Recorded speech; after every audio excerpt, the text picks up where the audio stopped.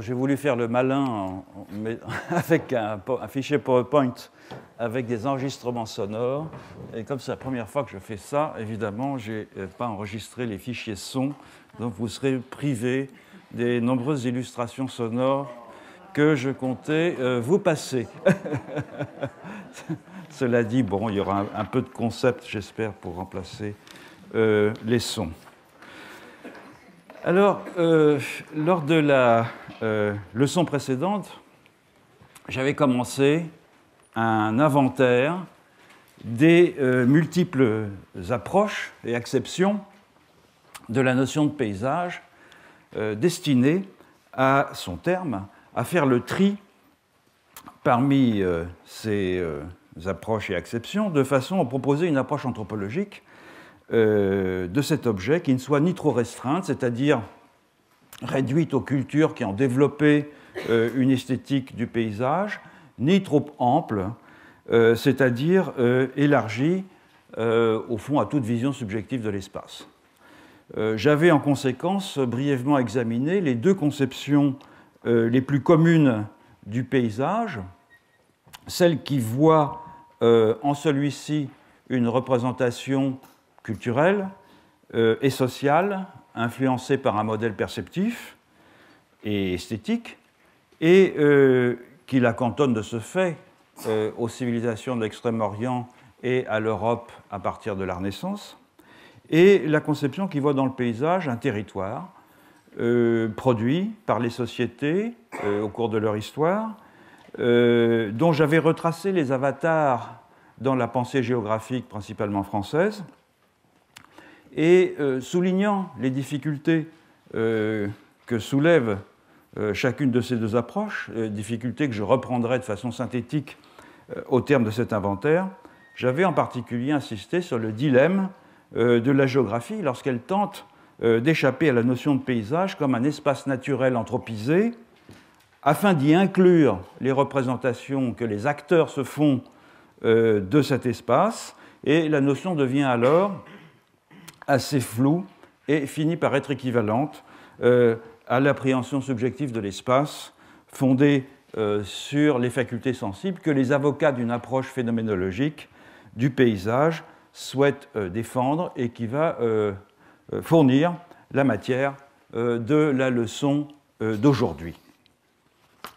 Alors, quand on parle d'une approche phénoménologique du paysage, il faut peut-être souligner que la phénoménologie est souvent une étiquette plus qu'une ressource conceptuelle, dans la mesure où les auteurs qui s'y réfèrent explicitement, qui sont des archéologues et des anthropologues pour la plupart, visent ainsi à placer leur entreprise sous l'autorité de la phénoménologie de la perception de Merleau-Ponty, un texte qu'il traite assez souvent comme un manifeste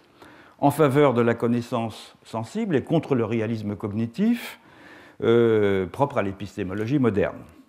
Et en réalité, on a le sentiment que Merleau-Ponty est ici un peu arraisonné comme une sorte de porte-étendard d'une appréhension subjective des réalités matérielles, ce qui traduit la plupart du temps une ignorance de son œuvre philosophique, dont on voit d'ailleurs les traces dans les mentions qui sont faites de lui par les avocats les plus décidés de cette entreprise. Je pense en particulier à Barbara Bender. Alors on m'a reproché de ne pas mettre j'ai pas beaucoup de temps de l'écrire les choses au tableau. Bender, c'est B-E-N-D-E-R, dans un article qui est un grand classique de l'approche phénoménologique du paysage, qui s'appelle Place and Landscape, et qui définit Merleau-Ponty comme un sociologue, ce qui laisse à penser qu'elle ne l'a pas lu, ou Christopher Tilley, qui, dans son livre Phenomenology of Landscape, fait de lui un compagnon de route intellectuel de Heidegger, ce qui peut être assez largement discuté. De fait, le paysage comme expérience sensible de l'espace s'est développé à partir de traditions théoriques et disciplinaires assez différentes. En premier lieu, il y a des auteurs français qui ont recueilli, par exemple, une partie de l'héritage du Bachelard de la poétique de l'espace, et qui se sont attachés à décrire la façon dont la relation des humains au monde passait par des médiations qui n'étaient pas seulement visuelles, mais qui mobilisaient l'ensemble des facultés sensibles. En ce sens, un paysage, il doit être d'abord entendu comme une atmosphère, comme une ambiance dans laquelle on baigne et dont la tonalité propre évoque une rencontre singulière entre un individu singulier et un lieu singulier. Deux noms viennent particulièrement à l'esprit dans cette approche, l'un et l'autre iconoclastes et inclassables. Le premier, c'est le sociologue Pierre Sansot, S-A-N-S-O-T, en particulier son ouvrage Variations paysagères de 1983. L'autre, c'est l'historien très connu Alain Corbin, le pionnier en France de l'histoire des sensibilités. Deux de ces livres sont plus particulièrement consacrés à des paysages non visuels. En premier lieu, un livre qui a connu un très grand succès, qui est Le miasme et la jonquille, qui s'attaque à l'imaginaire social de l'odorat et à ses transformations de la fin du XVIIIe siècle à la fin du XIXe siècle. Et puis un autre ouvrage qui s'appelle Les cloches de la terre, qui analyse le paysage sonore et la culture sensible des campagnes françaises au XIXe siècle à travers le rôle structurant qui jouent les cloches, qui sont à la fois des marqueurs temporels du temps quotidien, du temps festif et évidemment du temps liturgique, des marqueurs identitaires, chaque église a un son particulier et reconnaissable, et des marqueurs de type territorial, puisque le son de la cloche devait s'entendre jusqu'aux confins de la paroisse. Donc le paysage est dans ce cas une certaine manière d'être présent au monde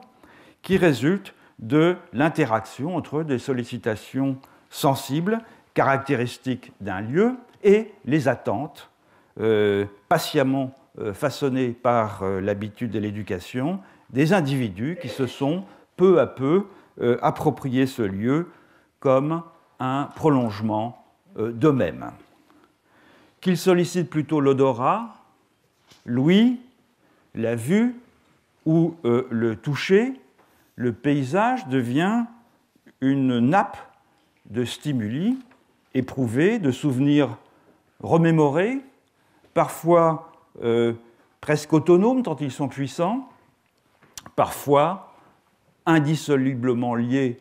entre eux dans l'évocation d'un lieu. Et c'est pour mettre l'accent sur cette dimension non visuelle des paysages que l'anglais a multiplié les néologismes construits à partir du scape de landscape. Soundscape, smellscape, touchscape et même taskscape, ce dernier terme ayant été forgé par Tim Ingold et renvoyant à l'espace construit par et au sein duquel se déroule un ensemble circonscrit d'activités humaines. Donc cet amphithéâtre, d'une certaine façon, est un taskscape spécifique de la façon dont on conçoit l'enseignement en France. L'anthropologie des sens a joué un rôle considérable dans l'étude de l'émergence de ces paysages non visuels, et en particulier un anthropologue américain très original, à mon sens assez injustement méconnu, qui s'appelle Edmund Carpenter, C-A-R-P-E-N-T-E-R, qui fut le premier, sur la base de son ethnographie des Inuits, les Inuits aviliques de l'île Southampton de l'Arctique canadien, à développer l'idée d'un espace acoustique. Il vient de mourir. Il a été le commissaire d'une exposition que peut-être certains d'entre vous ont vue il y a 1 an, je crois, 2 ans, au musée du Quai Branly sur les masques inuits. Selon Carpenter, le monde des Inuits est défini par le son plutôt que par la vue. tandis que la vue identifie des objets qui sont déjà présents, le son révèle des présences dont l'existence est avérée par l'écho de leurs actions. En ce sens, si on peut dire, les Inuits entendent des êtres et des choses en devenir, indépendamment de leur statut ontologique, de sorte que les distinctions entre son humain et son non humain, et au sein des sons humains entre le parler et le chanter, renvoient à des distinctions dans les modes d'action des émetteurs de son, non à des distinctions dans les modalités de l'être, disons. Et Carpenter a plus particulièrement développé l'idée d'espace acoustique avec une autre figure, elle, beaucoup plus connue, qui est Marshall McLuhan, dans les années 1960, dans une série de publications qui s'intitulait Explorations in Communication. Et par contraste avec l'espace pictural, l'espace acoustique tel qu'ils le définissent et dont ils cherchent à cerner les caractéristiques, est, je cite Carpenter, dynamique, toujours en flux, en train de créer sa propre dimension à chaque moment. Donc le soundscape prend la forme non pas d'une surface, comme dans le landscape, où l'image que l'on a, c'est toujours celui de la peinture, la surface plane, mais d'une sphère qui se déploie de façon identique dans toutes les directions à partir de l'auditeur. Mais cette sphère, elle n'a évidemment pas de contour externe. Elle ne préexiste pas au sujet humain comme le ferait un paysage offert à la vue. Elle prend son ampleur et sa consistance autour de lui à mesure qu'il s'engage dans des interactions auditives avec son environnement sonore immédiat. Et Carpenter et McLuhan ont ainsi été les précurseurs d'un domaine qui est en plein essor aux États-Unis sous le nom d'anthropologie des sens et dont les figures fondatrices sont par exemple Paul Stoller, STO2LER, dans son livre The Taste of Ethnographic Things de 1989, David Howes, The Variety of Sensory Experience de 1991, et Constance Classen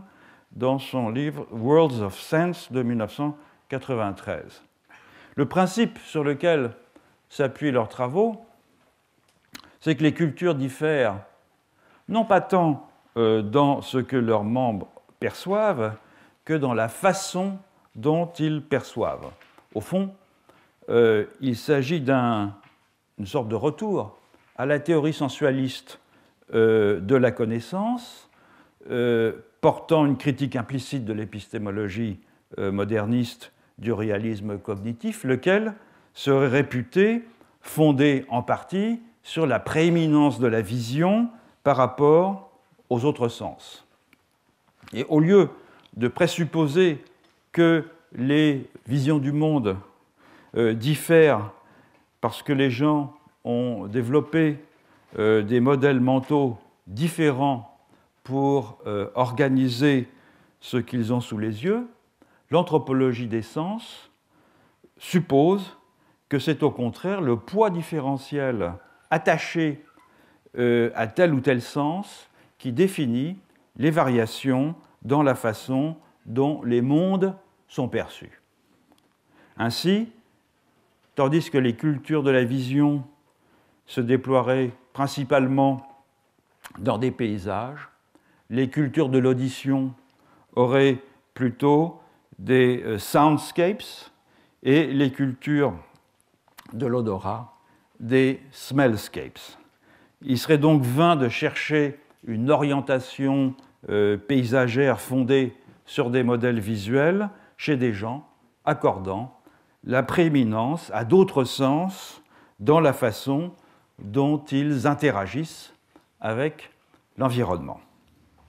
Alors, je ne suis pas tout à fait convaincu, je reviendrai là-dessus, par cette idée maintenant assez commune, qu'il y aurait, par contraste avec la tradition occidentale, où domine le privilège de la vision, des cultures qui auraient centré leurs univers sensibles, ou leur univers sensible en tout cas, plutôt sur l'environnement sonore, olfactif ou tactile. Mais avant de rentrer plus avant dans cette idée, je voudrais m'attarder un moment, ou en tout cas l'aborder, en m'attardant sur la question du parallèle possible ou impossible entre paysage visuel et paysage sonore. Et je voudrais à ce propos évoquer l'une des réflexions les plus originales menées ces dernières années autour du paysage acoustique, qui est celle de l'anthropologue américain Stephen Feld, F-E-L-D, dont les idées sur la question se sont développées sous la double influence du compositeur Raymond Murray Schafer, S-C-H-A-F-E-R, qui est le pionnier de la théorie du soundscape, et sous l'autre influence, qui est l'influence de, comme c'est le cas pour la plupart des anthropologues, de l'expérience de terrain, chez des Papous de Nouvelle-Guinée, de la région du Mont Bozavi en Papouasie-Nouvelle-Guinée, qui s'appellent les Kaloulis, et que malheureusement on ne pourra pas entendre, chez lesquels Stephen Feld a mené une longue enquête ethnographique. Feld il est très, dès l'origine, critique vis-à-vis de l'ethnomusicologie traditionnelle, à laquelle il reproche, non sans raison, d'être une sorte de transposition à l'étude de la musique savante européenne, d'être une transposition, de l'étude de la musique savante européenne avec ses concepts, avec ses catégories propres, à l'étude des musiques non européennes. Et au fond, c'est un reproche qu'on pourrait un peu faire aussi à l'histoire, à l'anthropologie de l'art, qui est d'une certaine façon une transposition aux sociétés non modernes des catégories de l'histoire de l'art. Et c'est pourquoi Stephen Feld, plutôt que de se définir comme un ethnomusicologue, se définit plutôt, par contraste, comme un ethnographe du son. C'est un élève d'Edmund Carpenter, c'est-à-dire que sa sensibilité s'est formée avec cet anthropologue dont j'évoquais tout à l'heure les travaux sur l'espace acoustique chez les Inuits. Et Feld s'est fixé pour objectif sur le terrain d'étudier la façon dont les sons permettent de connecter l'environnement, le langage et l'expérience musicale dans un système symbolique sui generis. Chez les Kaloulis, donc en Papouasie-Nouvelle-Guinée, il a plus particulièrement étudié les lamentations funéraires des femmes et les chants poétiques des hommes, qui sont deux genres qui suscitaient les pleurs de l'auditoire, essentiellement parce qu'ils évoquaient le chant des oiseaux et que les oiseaux étaient vus et entendus par les Kaloulis, comme par la plupart des Mélanésiens d'ailleurs, comme des esprits, notamment des esprits des morts. Autrement dit, lorsqu'on voit un oiseau sur une branche, on peut l'identifier d'emblée comme un oiseau. En revanche, si on l'entend sans le voir, la première chose qui vient à l'esprit, c'est que c'est plutôt la voix d'un mort. Les chants des humains expriment la tristesse du destin qui échoit à un mort de devenir un oiseau, de quitter le monde des humains, ce qui conduit les auditeurs à pleurer comme des oiseaux au sein d'un cycle émotionnel qui combine ainsi les sons naturels et les sons chantés dans une sorte d'écologie musicale qui s'enracine dans l'environnement local. Car non seulement les chants et les lamentations recueillis par Stephen Feld rappellent et annoncent les esprits, mais les paroles de ces chants, qui relèvent d'un genre que l'on appelle en Kaluli les mots des chants d'oiseaux, énumèrent des sites et des traits, des caractéristiques de leur environnement végétal, lumineux et sonore, et constituent donc des sortes de paysages chantés, des descriptions chantées de paysages. Et les chants deviennent ainsi ce que les Kaluli appellent un chemin, c'est-à-dire une série de noms de lieux qui relient la topographie de la forêt à ses habitants, présents et passés, ces chemins chantés décrivant aussi le monde des esprits oiseaux dont les déplacements s'entrecroisent avec les chemins et avec les cours d'eau, de façon à intégrer dans une même cosmologie les humains et tous les autres habitants de la forêt. Alors Feld a décrit ce monde des voix de la forêt dans un livre remarquable, malheureusement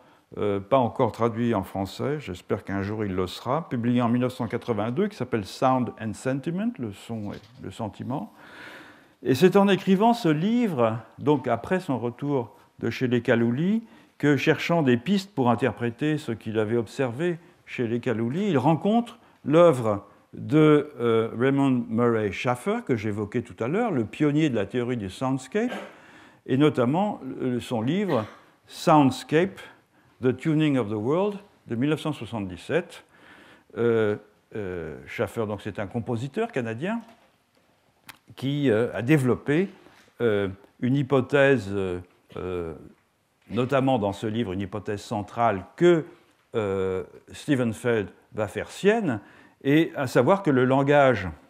et la musique sont des échos du paysage sonore où ils se développent, l'un et l'autre, ou bien, pour le dire dans les termes de Feld lui-même, je le cite, que le langage et la musique de la nature sont intimement connectés à la nature du langage et de la musique. Non seulement parce qu'une façon d'écouter le monde vient de ce que l'on interagit avec lui et qu'on l'imagine comme s'exprimant par sa voix, mais aussi parce que, au-delà des chants rituels faisant écho au son de la forêt, l'expérience quotidienne montre que les sons sont entendus comme des indicateurs temporels, comme des indices de saisonnalité, comme des indicateurs même de la structure de la forêt, comme des cycles de végétation, etc. Autrement dit, les lieux résonnent comme des mixtes d'espace et de temps, de sorte que l'écologie acoustique locale peut être vue comme le résultat d'une coévolution esthétique et écologique. Et l'étude du monde sonore Kaluli revient donc pour Feld à étudier comment les sons produisent du lieu et comment le lieu produit du sens. Alors, une telle approche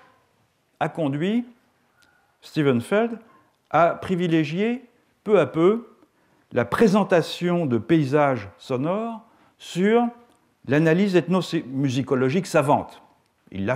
la pratique, bien sûr, mais au fond, il s'était forcé de plus en plus au fil du temps, dans les CD qu'il a produits, il en a produit plus d'une douzaine, de rendre perceptibles des notions complexes, caractéristiques, dans un premier temps du paysage sonore Kaluli, après d'autres paysages sonores, on le verra, et en particulier d'une notion du paysage sonore Kaluli qui traduit par, en anglais,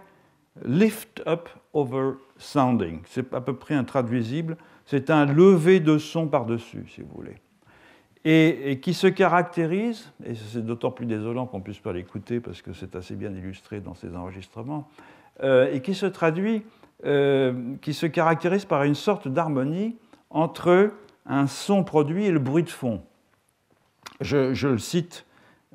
la définition que Steven Feld donne de cette caractéristique sonore. Un son se détache momentanément et aussitôt se dissipe dans le lointain, recouvert ou réverbéré en écho par une nouvelle émergence dans la mosaïque du son. Et l'un des sons les plus caractéristiques de ce type, dans l'environnement du mont Bozavi qu'occupent les Kaloulis, et qui constitue le fond sonore à peu près constant des chants d'oiseaux, c'est le bruit de l'eau courante.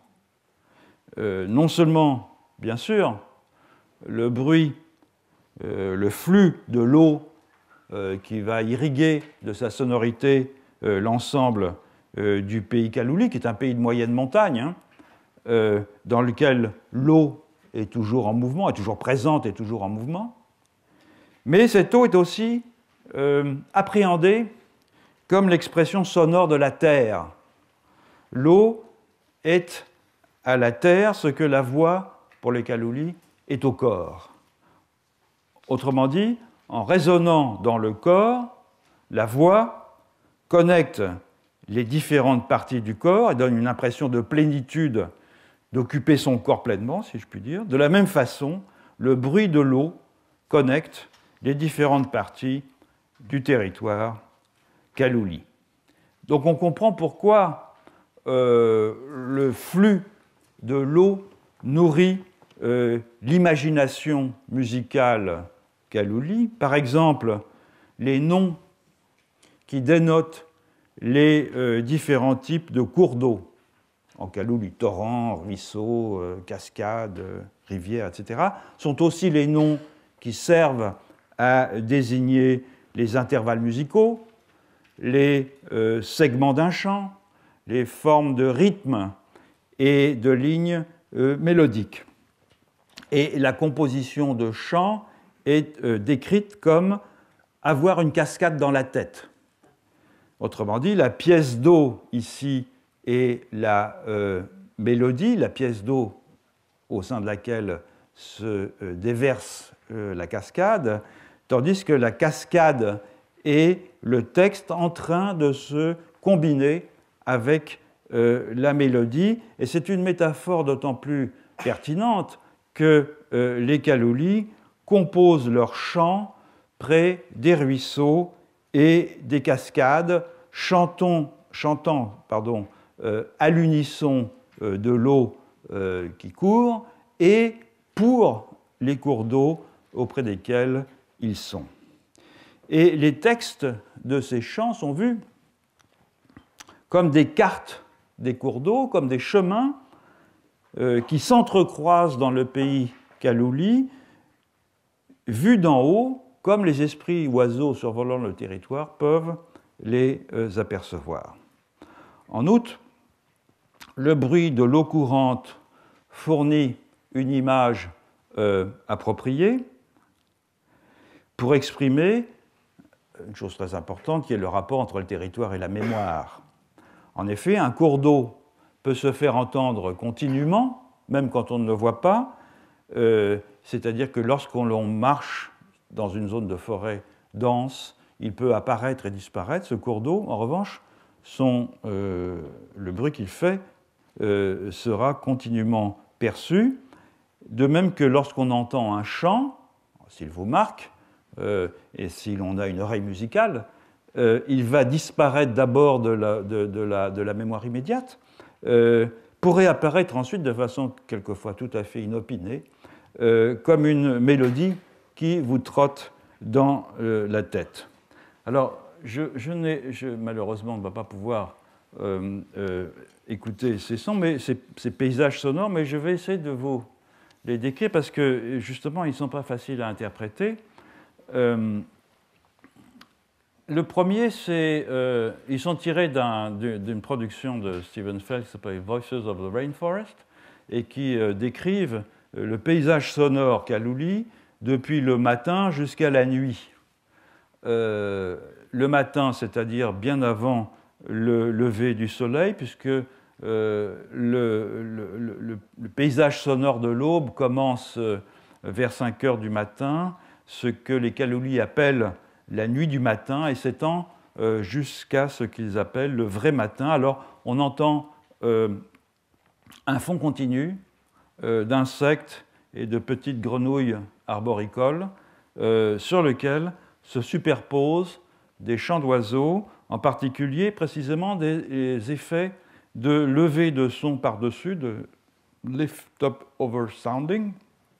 dans des duos entre des espèces différentes qui semblent se faire écho. Deuxième vignette sonore, c'est un peu plus tard, c'est battre le sagou. Donc la scène, c'est la suivante, c'est au bord d'une petite rivière ou même d'un petit ruisseau, à côté d'un bosquet de palmiers sagoutiers. Une femme est assise devant un stipe de sagoutier ouvert, accompagnée de sa fille, de deux jeunes filles, et un peu plus loin de deux autres jeunes femmes qui sont assises, dont l'une est en train de battre la pulpe du sagoutier également. Et l'une de ces femmes, la principale, celle qui est l'une des chanteuses préférées de Stephen Feld, qui s'appelle Oulaï, qui a une très belle voix, chante dans un genre mélodique qu'on appelle koluba, tandis qu'une autre jeune femme qui bat aussi la pulpe du sagou lui fait écho en sifflant. Et le premier chant koluba est consacré aux arbres dont on extrait la résine pour les torches, tandis que le second concerne le frère aîné de la chanteuse qui est parti au loin. Ce qui est intéressant ici, parmi de multiples choses, c'est qu'il n'y a pas d'effet d'unisson des mortiers à sagou, c'est-à-dire il faut imaginer un stipe de palmier ouvert. Le sagou, c'est la pulpe à l'intérieur que l'on va battre pour en faire une sorte de farine qui est un aliment de base en Nouvelle-Guinée. Et les femmes donc frappent avec des mortiers de pierre pour casser cette pulpe. Il n'y a pas d'effet d'unisson, il n'y a pas de coordination des mortiers, comme ça peut être le cas, par exemple, par ailleurs. Je pense en particulier au mortier à mil en Afrique de l'Ouest, où quand les femmes battent le mortier, il y a des effets d'unisson. Ce qui est recherché ici, donc, ce n'est pas l'unisson, c'est au contraire cet effet de levée de son par-dessus, c'est-à-dire un éloignement par rapport à un son principal. Troisième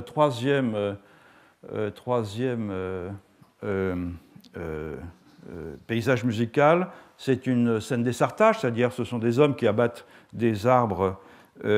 sur une crête qui surplombe un ruisseau. On entend le bruit de la cognée, bien sûr. On entend les cris de joie lorsque quelque chose que les spécialistes de l'Amazonie connaissent bien aussi, lorsqu'un grand arbre tombe et on entend tout le monde qui crie comme ça, à la fois pour avertir les autres, mais aussi parce qu'on a réussi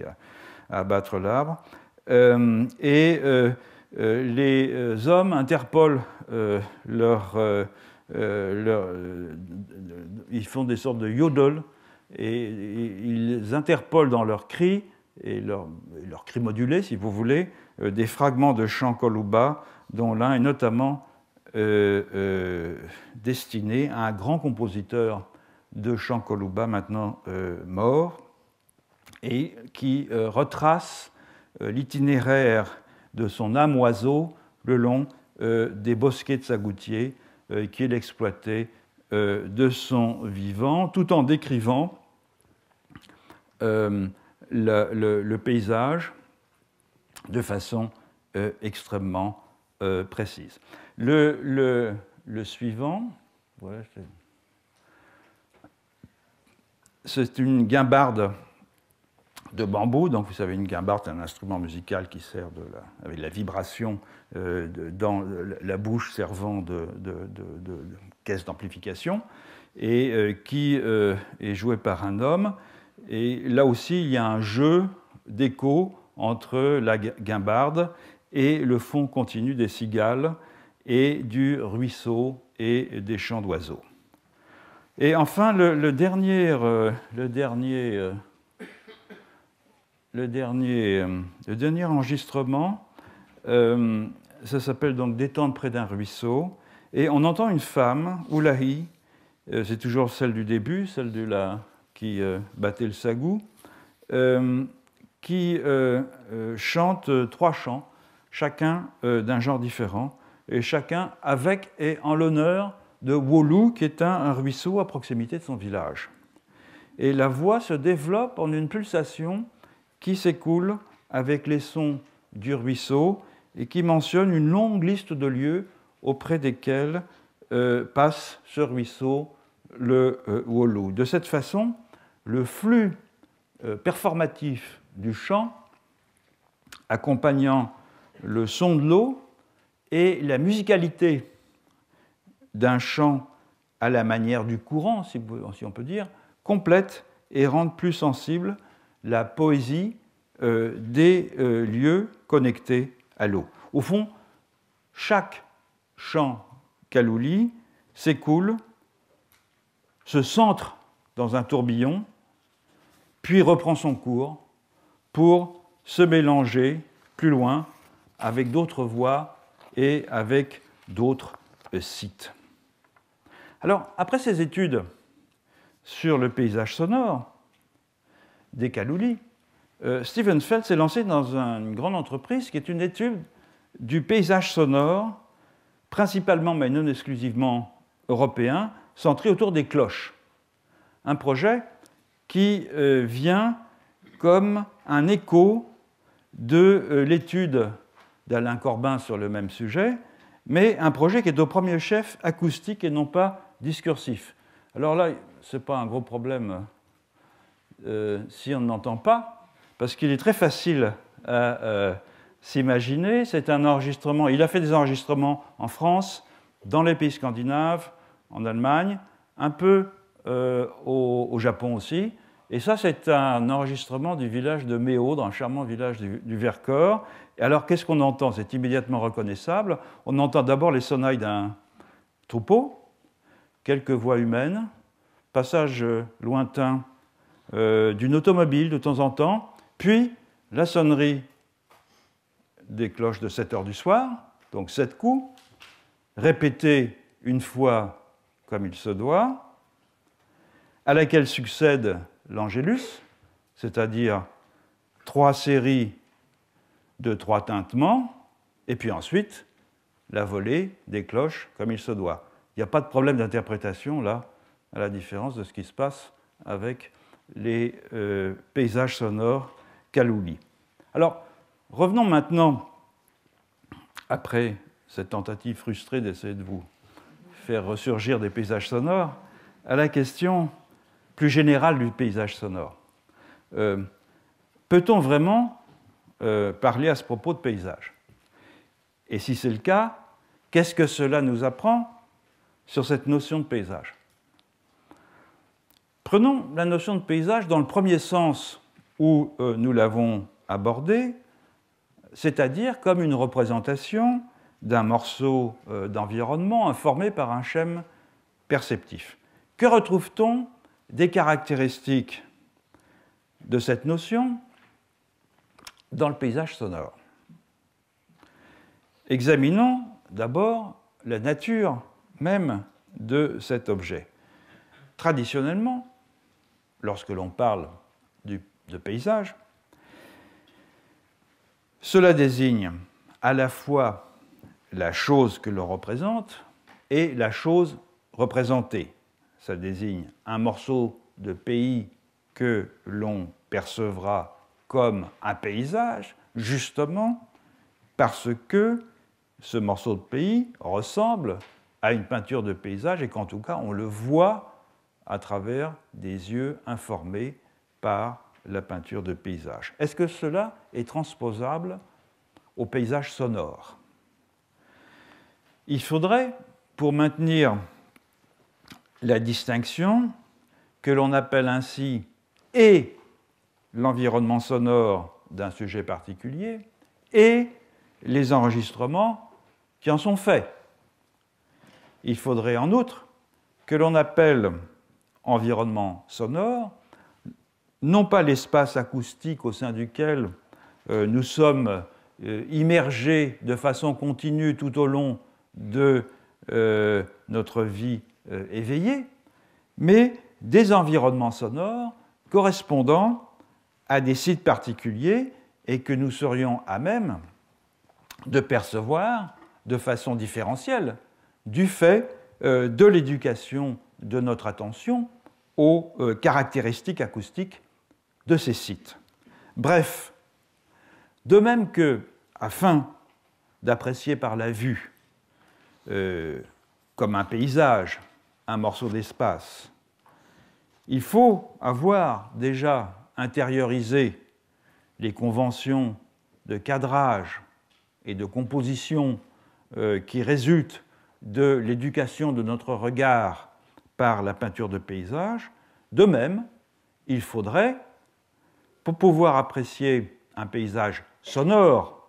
indépendamment d'un paysage visuel, par exemple en fermant les yeux, savoir reconnaître la nature des sons perçus et leur organisation selon un schème sonore familier.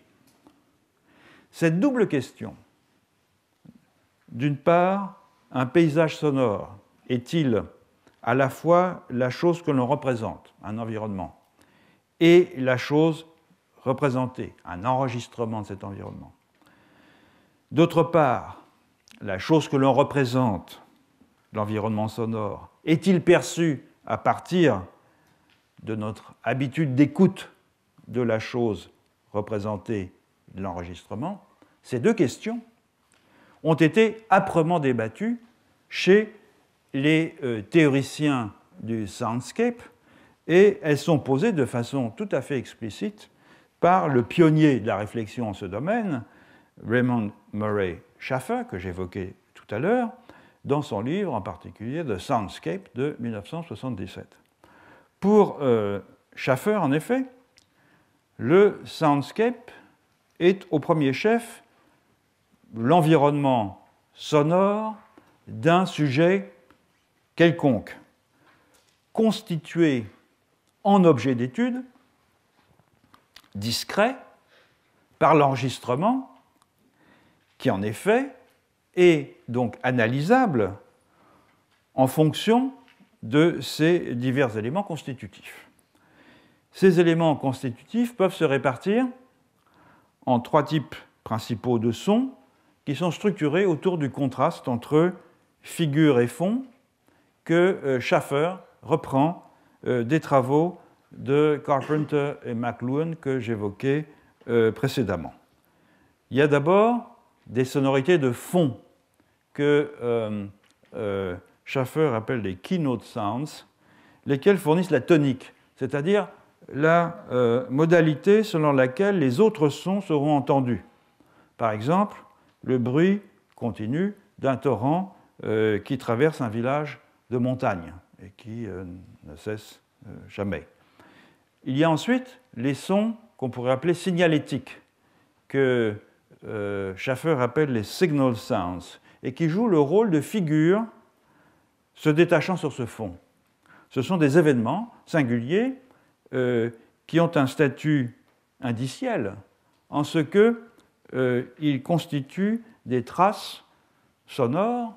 d'une action ou d'un existant, comme un chant d'oiseau par exemple, comme un bruit de moteur, comme une porte qui claque. Il y a enfin ce que Schafer appelle les sound marks, c'est-à-dire des balises sonores, qui permettent à une communauté humaine de se reconnaître dans un espace acoustique particulier,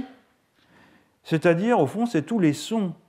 qui sont familiers aux membres de cette communauté et qui illustrent son identité distinctive. Le carillon de l'église du village en est évidemment un très bon exemple.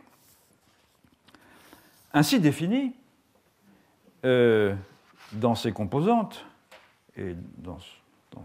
son articulation générale, le soundscape de Schafer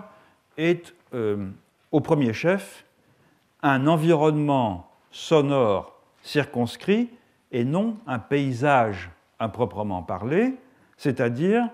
une élaboration secondaire, une artialisation de cet environnement qui rend possible de le percevoir en retour comme un paysage.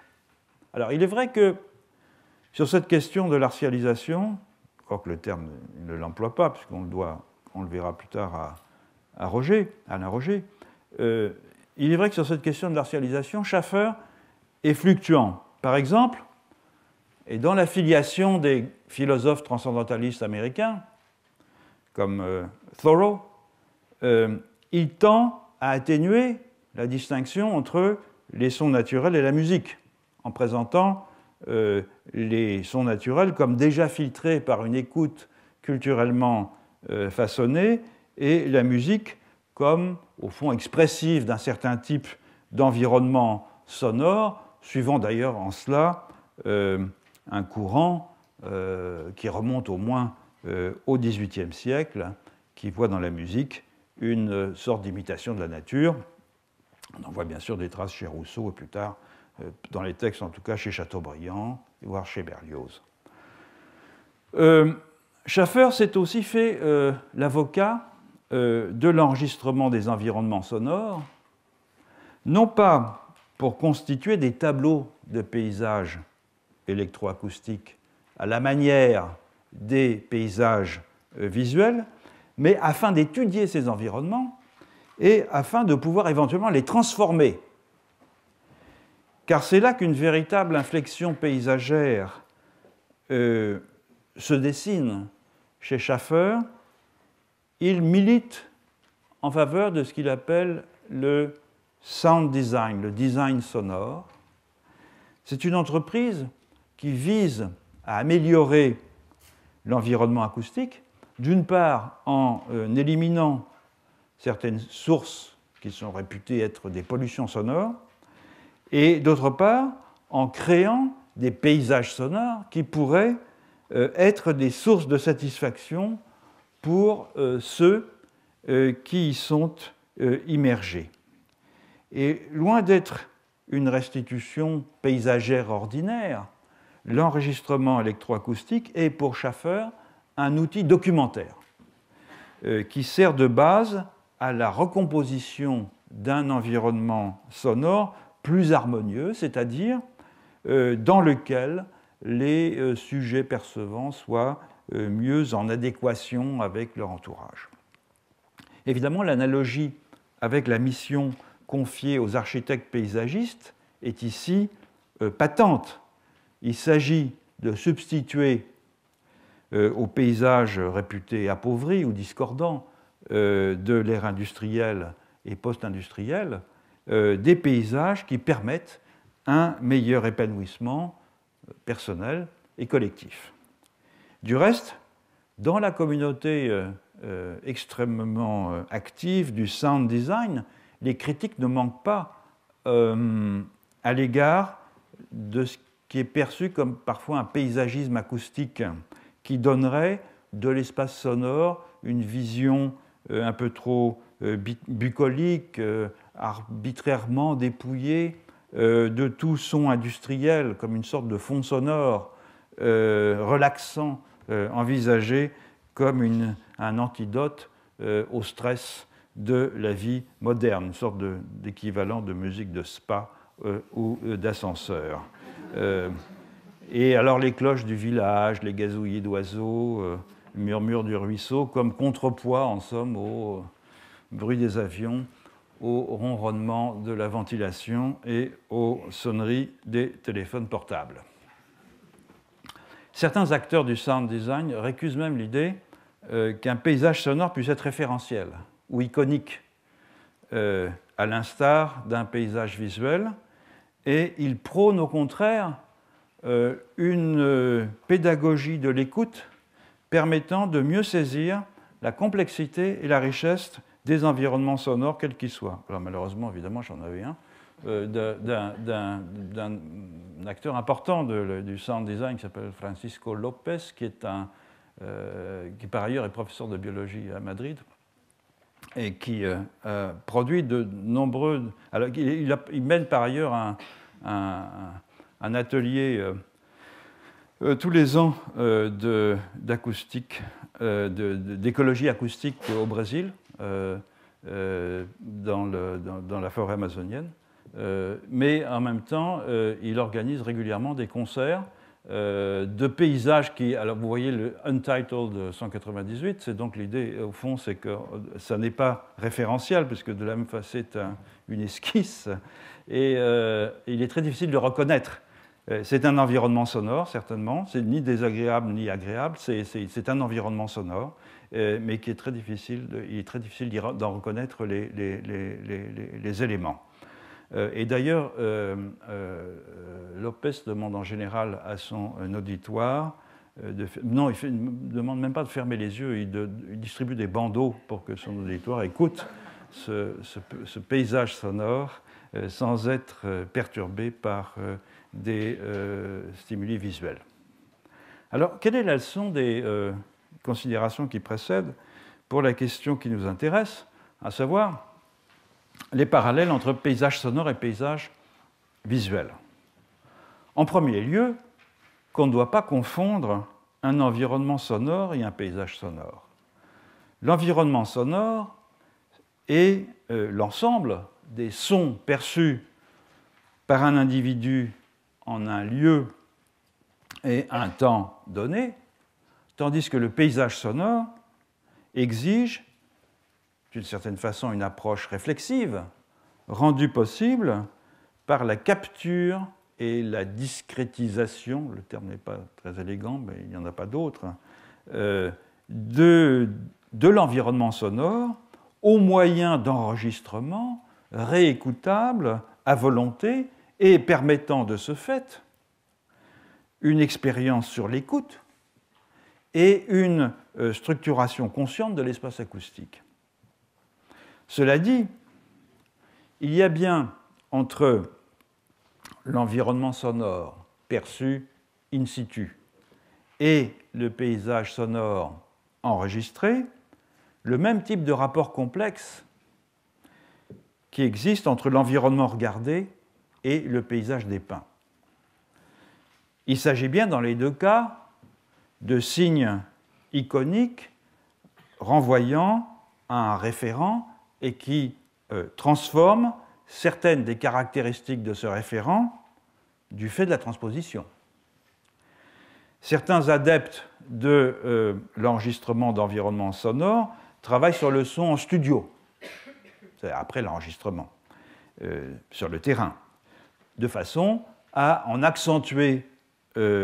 ou à gommer des composantes de l'espace acoustique. C'est le cas par exemple de Steven Feld. D'autres se refusent à cela. Mais même dans ce dernier cas, il y a bien une artialisation de la matière sonore, car l'enregistrement, ne serait-ce que du fait des contraintes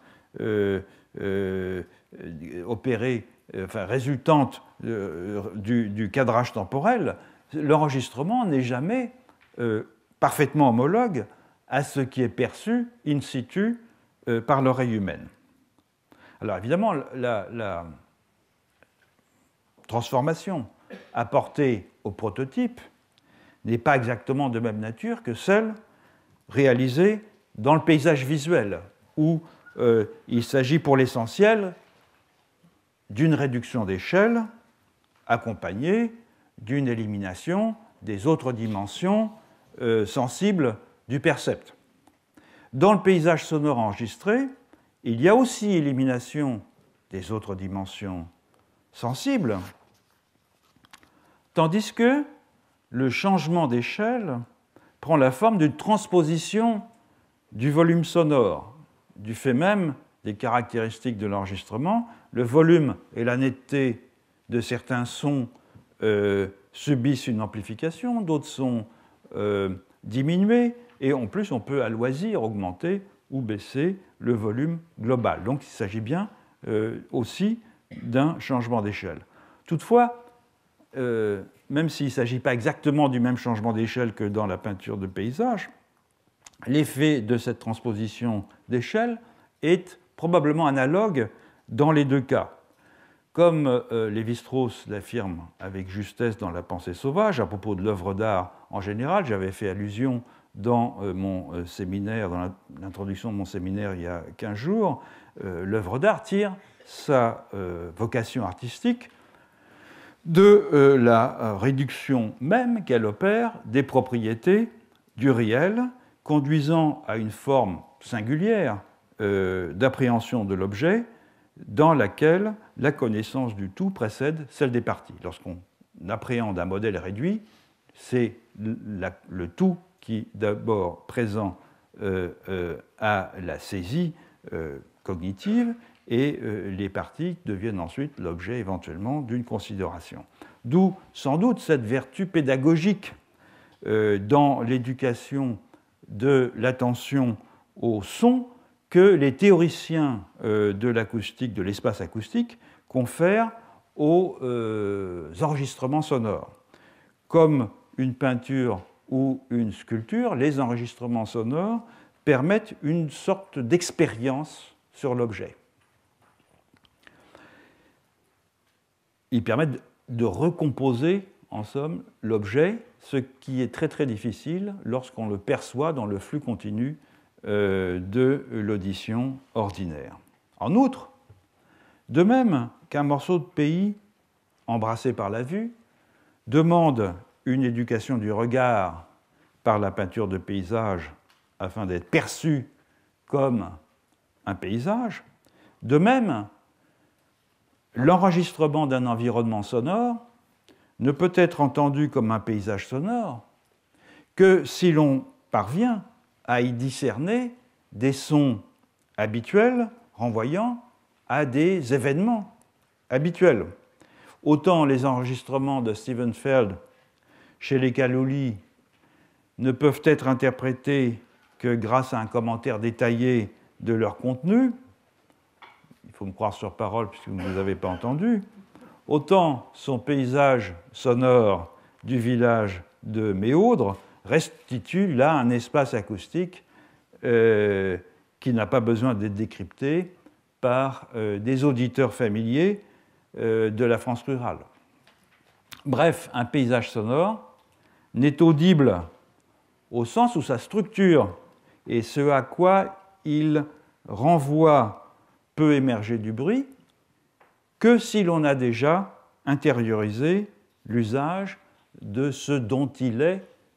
cet enregistrement, le paysage. Un dernier parallèle enfin entre paysage visuel et paysage sonore. On a vu que dans le mouvement du sound design, du design sonore, certains artistes produisent des paysages sonores qui sont non directement mimétiques, et un peu comme Mondrian ou Kandinsky poussent l'expérimentation sur la peinture de paysage jusqu'à tenter de restituer sur leur toile, leur première toile en tout cas, non un paysage ordinaire, mais l'expérience du regard porté sur un paysage. C'est un thème que j'avais développé dans une leçon, je crois, l'année dernière. De même, les artistes du sound design visent à produire des objets sonores qui permettent un travail sur l'attention auditive et l'imagination acoustique que celle-ci favorise. Or, le parallèle n'est pas seulement loisible avec la peinture, mais aussi, sur un autre plan, avec la production de paysages in situ entièrement nouveaux, de façon à remplacer ou à modifier des paysages existants, une ambition poétique, créatrice, que les membres du mouvement du sound design partagent avec les architectes paysagistes et aussi avec les artistes du land art. Et c'est ce qu'on va examiner lors de la prochaine leçon.